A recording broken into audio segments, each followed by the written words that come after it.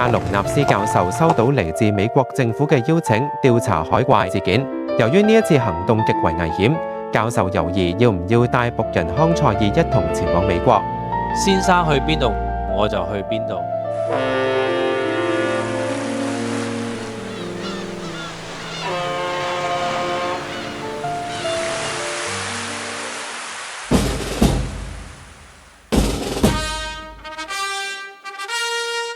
到達美國，更獲得總統親自接見。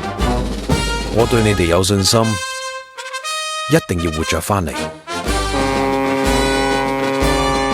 呢次行動，美國政府派出林肯號驅逐艦，艦上嘅都唔係普通人，更加有嚟自加拿大嘅捕鯨手。